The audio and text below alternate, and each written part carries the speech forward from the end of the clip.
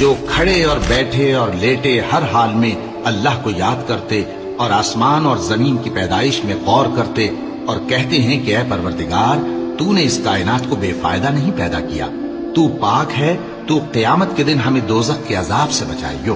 اے پروردگار جس کو تو نے دوزخ میں ڈالا اسے رسوا کیا اور ظالموں کا کوئی مددگار نہیں ہوگا۔ اے پروردگار ہم نے ایک پکارنے والے کو سنا کہ ایمان کے لیے پکار رہا تھا کہ اپنے پروردگار پر ایمان لاؤ، تو ہم ایمان لے آئے۔ سو اے پروردگار ہمارے گناہ معاف فرما اور ہماری برائیوں کو ہم سے دور کر دے اور ہم کو دنیا سے نیک بندوں کے ساتھ اٹھائیو۔